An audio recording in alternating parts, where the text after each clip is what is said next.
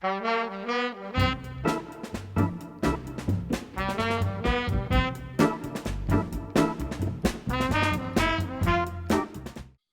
this is Cathode Bias episode 4, and I'm here with a new thing today with Todd Graham. We are basically discussing speakers and speaker design. Before it was kind of just me talking, but I thought I'd expand this a little bit to bring on some guests in. Todd's got a really interesting Instagram account called OKC Craft. Is that correct? That's it. Yeah, and it's I've been following him for a while. We've been discussing some of my projects and some of his projects, so we thought we'd get together to discuss them in real time here today. So, hey Todd, do you want to introduce yourself? Hi, I'm Todd. I like audio and I like building things so they collide. Yeah, Todd also has like done like some really nice speaker stands. I'm trying to convince him to replace my my concrete blocks I have with something a little bit more fancy. So maybe we can talk Cinder about blocks will be hard. that. At the top. So do you want to talk maybe about your kind of speakers and like how you got into Open Baffle? Because like I think your designs look really beautiful, and I like the kind of the full range, kind of mid range driver you're using there. Kind of curious to how you came about designing and how you ended up there. Yeah, I mean, so I kind of started in the Open Baffle road just as a way to have like a more expensive speaker than I could afford to buy. So I had, a few different vintage things. I still have a pair of Rogers export monitors. So it's like a Spender SP1, Yeah, basically. British Bonder, basically. Yeah, they're just, I mean, they're fantastic speakers, Yeah. but they're what? That speaker's 50 years old at this point. So I know I could probably do a little better. So I started messing with open baffles. I started with kind of the barrel shaped baffles that you'll see online, which there's a guy, and now I'm gonna mess it up, but it's called the Betsy baffle. He kind of popularized it. He's got a little Alnico full range driver. He puts in these barrel shaped baffles, and that's kind of it. So I kind of started with that and a Lee Audio full range driver. And just as like now than the upper, like the mid range driver using now, which one is that? That's also the Lee Audios. Oh, Lee Audio. Okay. So I started with what's called their Fast 8, which is kind of their entry level 8-inch full ranger. Okay. And it was a proof of concept. Just like, is this sound gonna be for me? Right. I kind of knew, like, I might like the transparency of Open Baffle, but you never know until you hear it in your room, especially. So it kind of started there, and then kind of just morphed into the two-way system that I have now with a couple of pretty large H-frame Open Baffle subwoofers as well. So it went from I kind of like to talk about that because it kind of influenced my first attempt at the 31-inch Fostex Superwoofer design I have here. But kind of curious, I was going to back up on the mid-range. Like I have the Fostex 206 ESR, which we've had for a long time. Was one of their like really kind of lightweight paper cone full range driver. It's a really nice driver, but it's in like a bass reflex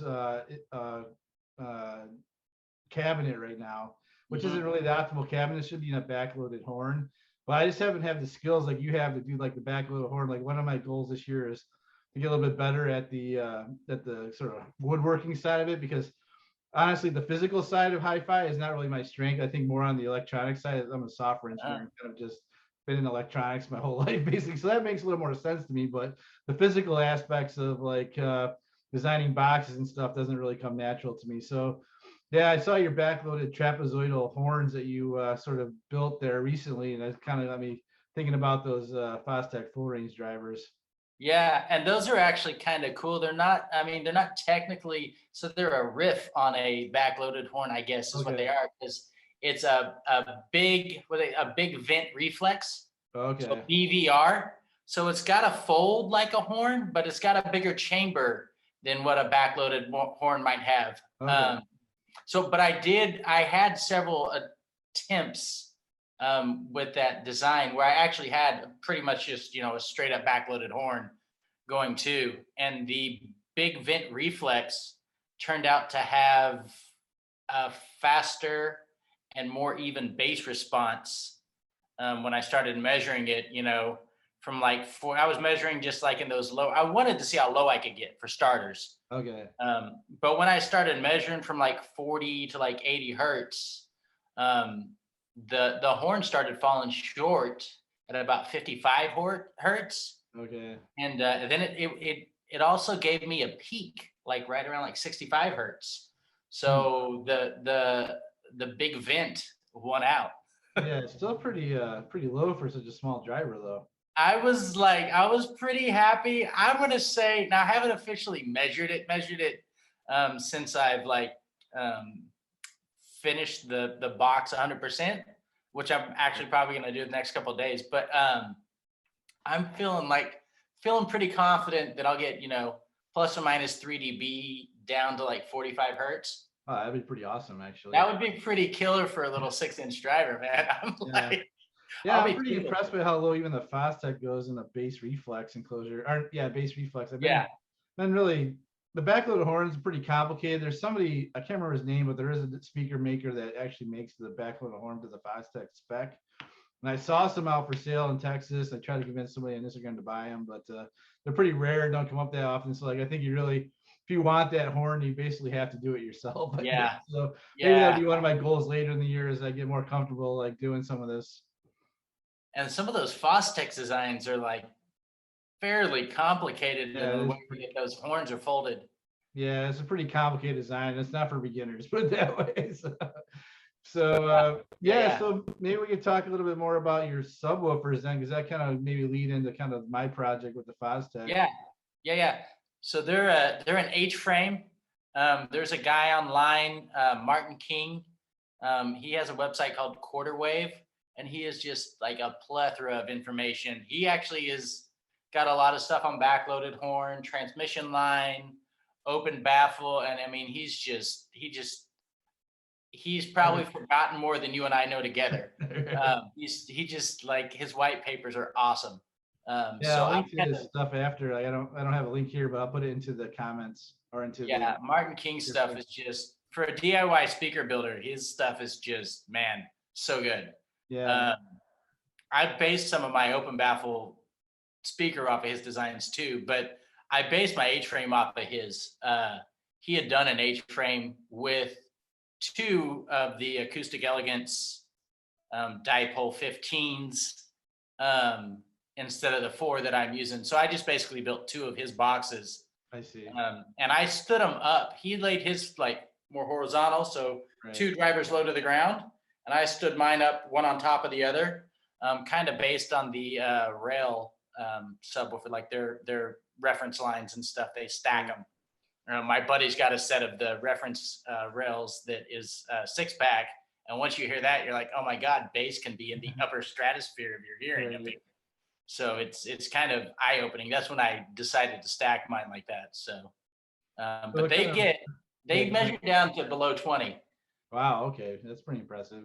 And an open baffle, because there's some question like how low can you really go with open baffle, but like my experience is just like we were talking on Instagram, and Todd sort of convinced me like, why don't you just try open baffle first, see what happens. Like that's the easy way to go for the Fostex woofer, the 31-inch that's behind me basically. And so I thought I would give it a try, and I don't think it goes probably subsonic, but it's pretty impressive just in the open baffle. So like I kind of changed my mind about like what you can really do with bass in an open baffle. I'm like starting to debate like, do I really want to go down this road of building the box? But I feel like if I don't build the box, then I'll kind of regret it and kind of always question like, what does it really do if you build the right box for it? So, but yeah, so far like the performance of the woofer in kind of the open baffle has been kind of surprising to me. I got to be honest. And it's not like it's really flapping around or uncontrolled or anything like that. I guess we talked about the QTS, right? Of the drivers like 0.7, which I guess is damped enough for open baffle. Yeah, some people want it like higher than that, but I think optimal is probably in that 0.7, 0.8 range. There's a few drivers that guys really like for open baffle that are like over 1. Okay. And they give the appearance of a lot of bass, but it's uncontrolled. You know, Okay. it's a little sloppier. So I think there's a sweet spot in there. You know, it's not more is better always. So it's one of those things. Yeah, so I guess I'm not real familiar with how this actually affects it, but this is basically the dampening of the woofer, correct? I mean, Yeah, something like that. It probably has a lot more electrically and physically right. um, than I'm even like versed to speak about, because I'm just a guy with a wood background just trying to figure it all out. Yeah, so like I think like that's kind of like where I'm at too, just kind of playing around and see what happens. But like, yeah, I mean, I put it on this bat, and then I played some like Air, for instance, like I love that album. yeah, so like that's got a lot of pretty low electronic bass on it, and I've used that for testing subwoofers in the past. And I was like, put that, and I was like, okay, now we're talking, right? Yeah, Like, yeah, I think and I'm it's crossing fast. over. What's that? It's really fast. It's Yeah, the bass yeah, is like it hits and it's gone. right. And I have that rhythmic F12G, which is considered to be a pretty fast subwoofer because it's servo Right. controlled and modern design and everything. But somehow it doesn't seem right with the Altex. Just because of you've got kind of two completely different designs there. One is like a modern long throw woofer with a lot of power behind it, and then you've got the Altex, which I'm basically powering off 40 watts, which is super high efficiency speakers. So you kind of got like these two kind of different theories of basically of sound production, and never seemed really, I don't know, aesthetically right to me or something, right? So Right. that's Just I kind of got this idea actually from the Fostex, because last year I felt like, yeah, I really like the Fostex to go down lower, but I don't really want to use like a powered subwoofer. I started wondering like could use one of these 21-inch drivers type thing, but never really found the right driver to match with a high efficiency speaker. And maybe you've got them there with the Open Baffle, I don't know. But then when Devin Turnbull started showing up with this woofer, I got pretty interested. I was like, okay, what is that? Like I've never seen one before.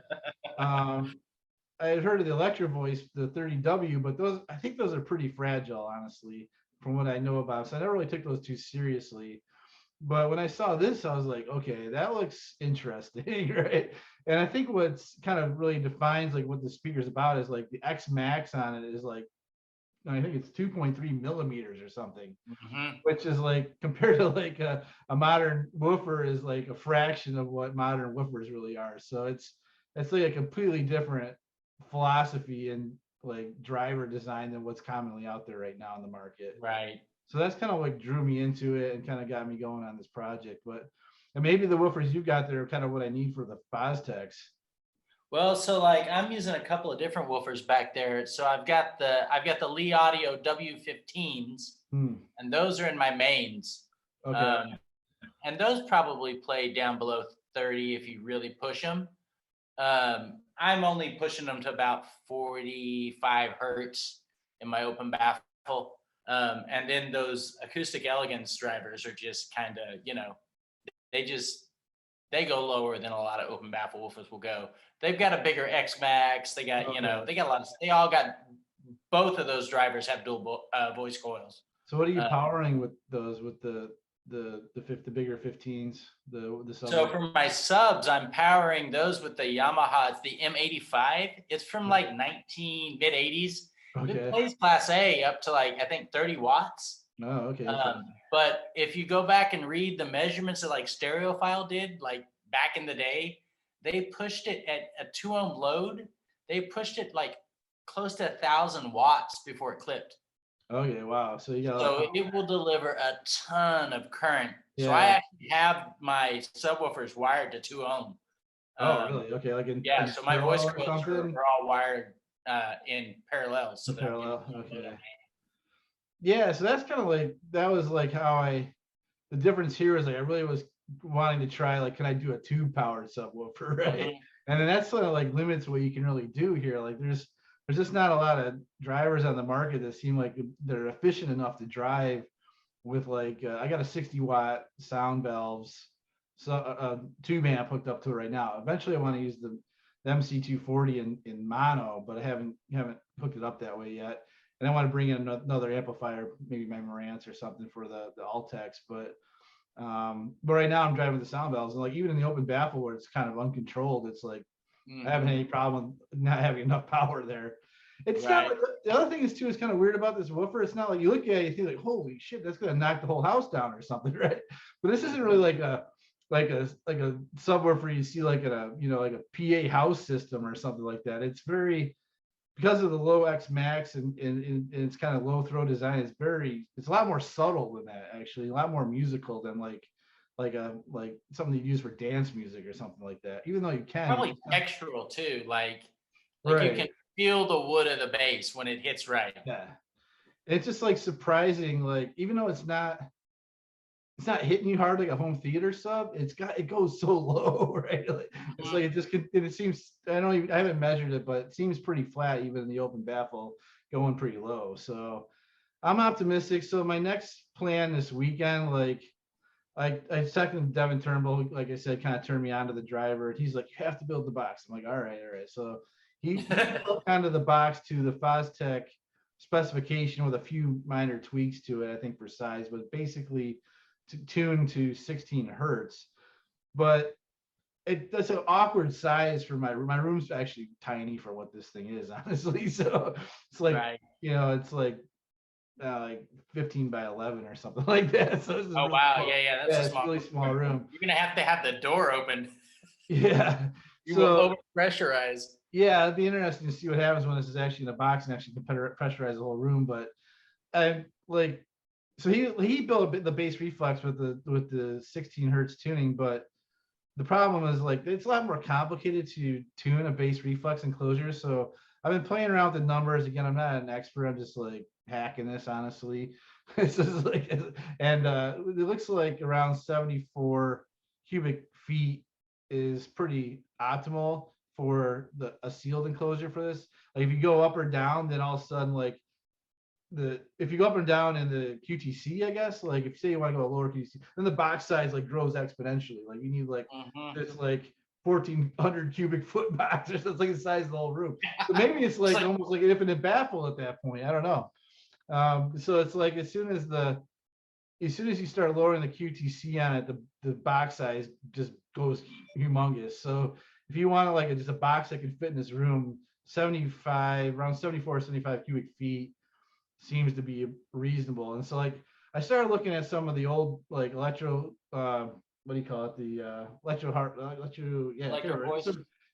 voice specs, and they're saying like, yeah, if you build these cabinets for this thing, just build it out of 2x4s, right? So I mean that's pretty ugly, but I'm starting to think like maybe for testing it out, maybe I'll just do that, just frame it up like a wall or something. For real. I mean, I hack up, like my first attempts are always just like, what do I got lying around? Because it's not going to work the first time anyway.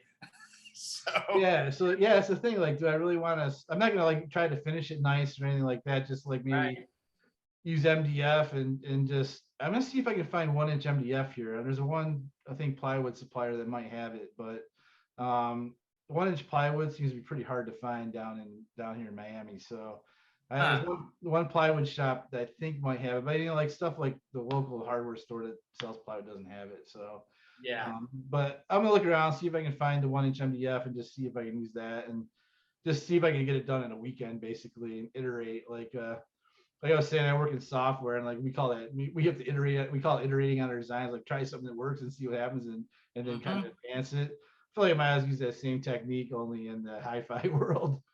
Right. Yeah. I mean, I like on those big vent that I did like 3 different cabinets before I got to where I was at, and even like when I knew I was at a good place, like I'm still tuning that at that point. So like I'm opening and closing that cabinet, like, everything's removable. I repath the whole horn a couple of times. Like I think the more speaker design is like that than people give it credit for. It's like, yeah, you wonder how like people like how is DeVore in there like designing the speakers? Is he in there like try a little inch smaller, try a inch bigger? There's a specific art to it. I don't know. So I suspect it's a lot of trial and error, like you're saying. I think there's a lot of science to it, for sure. And then I think the art is tuning it it's voicing the speaker, isn't it? Right. Right? Because like electrically it'll work one way, right? But Mhm. that doesn't necessarily sound good. Right. And then you're gonna voice it. It's like the Nelson Pass design amps, you know, Right. like people are like, oh, they have tons of distortion, but they're voiced in a way that's very pleasing. You know, I Right. mean, Right. it's all about the voicing in hi-fi. It's less the design, and the electrical design part is extremely important. But Right. then really gets good is when a designer can voice it well. Yeah, so that's probably what I would be missing here. It's like it's just shooting from the hip here and see what happens. But I do think like sealed enclosures are probably a little easier to go for a beginner like myself. So we'll have to see how it ends up here. But yeah, that's kind of my plan for the weekend. Maybe the other question I was going to ask you too is just like on, we haven't talked about components, like what are you doing for crossovers and stuff like that? I think I know, but maybe we can talk about that still too. So for my open bat my mains, I started with just a mini DSP because I wanted to figure out what my crossover points were going to be. I knew kind of like what people were using for the drivers that I was going to be using, Okay. but I had a different idea. So you had multiple amps even just on the one speaker then? Yeah, so I had at one time I had like 6 amps in here. Okay. Because I was running like subwoofers and I'm running like Right. everything had its own amp, right? Yeah. And I still have a lot of amps, honestly. I got 4 back there right now. But so I started with the mini DSP just to figure out where I was going because I wanted to cross over extremely low with my full range driver for that cohesive imaging and just the coherence of that. So after I figured out the crossover, I work backwards into just a passive components. And my previous woofers that I had in there, I chose a woofer that I didn't actually even have any resistors in my crossover. Okay. Because when I was trying resistors and notch filters and stuff, every time I put a resistor in there, it just did something to the sound that I didn't like. Yeah. Other people will disagree with me, and that's fine. That's like, you know, that's how they prefer it to sound. But for me, I'm like, if I could, I'd have no components in the crossover. Yeah, full range, it just goes straight. Right. Yeah. I mean, I run passive preamps, you know, I mean, Yeah, I've tried that too. Yeah. I run real low gain like throughout my whole system. So I just like a real like kind of natural sound. So I have a single capacitor and a single inductor for my mains. Interesting. I recently replaced my woofers, my 15-inch drivers on my mains to the Lees, and they're less efficient than what I was running before. So I'm passively bi-amping now so that I can control the gain between my drivers to level match those 2 drivers. I see. So I just kind of take measurements at the crossover point and, you know, get it close and then, you know, kind of tune it by ear. Okay, so you're still control the gain on individual drivers then. Yeah, exactly. As a, you know, you can do that with resistors again, you know, but I'll probably revisit that at some point because I don't like the complexity of all the, you know, amps. But you know, I've got some pretty decent amps running them, so you know, it's kind of like having amps is fun, right? You have a lot of amps. Right, having a lot of amps is awesome. You know, I've got 2 little amp camps back there, little Nelson Pass design deals, and I've got the giant Parasound A21. Like, it's just kind of fun to have a lot of amps. You got a Marantz 7 though too. Is that? It's I put it in there actually earlier today because I hadn't tried it with the amp camps, the little Nelson Pass amps. And it's pretty cool, man. Yeah, they sound pretty good. I mean, I've got 2 of them I bought this year. It's one of these weird years where I thought, well, I need to get a Marantz 7, and somehow I ended up with 2 of them. And I was like, I'm gonna get a pair of Altex, and I ended up with 2 of them. And so the funny thing, I don't even own a Model 7. That's a good friend of mine. He's like, I need you to store that for me. I'm like, if I have to. Yeah, they're pretty cool. It's surprising how good they sound with so little modifications from stock. Like I think you even got the stock power supply in the one I've got here. So mine's bone stock, man, and it's a fairly early one with the green chassis. Oh, it's a green chassis one too. Yeah, that's a whole other topic. But I didn't realize it when I bought this one. It had the one I have here is a green chassis too. Yeah. So, but I didn't realize that was a big deal at the time. And I got it home and I took some pictures and Marant's history on Instagram. I was like, yeah, well, that's a green chassis. I'm like, what? Okay, yeah, it's green. That's super rare. He's like, I'm like, okay. So I started looking up some of the pricing on the green chassis. He's like, holy man, these are Yeah. outrageous. So I mean, it's kind of like a fetish thing. It makes no difference, but Right. It really doesn't. the fact that they're rare kind of seems to amp the price on the green ones. Isn't that the case with all vintage audio? The rarer, the Yeah. more expensive. Yeah, that's why. Yeah, we can have a different discussion about tube amps another day, but it's kind of weird. Like, yeah, it's kind of weird what's happened in the market recently. Stuff that people used to throw away now is like going for $1,500. Uh-huh. So, but yeah, it's kind of harder to get into this hobby. When I got into, you could pick up a Fisher 400 or something for $200. Now they're Right. like, you look at the Right. nice ones, like almost 1,500 sometimes or more. Yeah, So, those are getting out of hand too. I mean, geez. yeah, even Fishers. I kind of have a minor Fisher collection here, and it's yeah, they're coming into them, and they just gotten too expensive. Really, I think I Yeah. picked up one recently that I think I'm gonna redo and just sell. Um, but yeah, so that's cool. So anything else you want to talk about today, or just curious? Anything else in your mind? Otherwise, we can. Man, no, I mean, I'll be curious to see what you do with that super woofer. I think it'll be interesting to hear the comparison between the box and the open baffle, just because I'm such an open baffle fan. Yeah, like I said, like I don't know. Devin, like I said, he's the one that kind of can turn me on. He's like, you have to build a box. So I'm like, all right, if I don't build a box, I'll probably regret it. But so I'll try it. But let's see. I'm pretty impressed with like what this thing can do in the open baffle. So I will probably consult you some more when I get down that route to see on the box building itself because I'm not too great at this woodworking stuff and I'm still trying to figure it out. So but anyways, yeah, it was great talking to you and I really appreciate your time and maybe we can do this again in a couple months when things get a little bit further on with the subwoofer. It was a lot of fun, man. I had a good time. All right, talk to you soon. See you. All right, cool, man.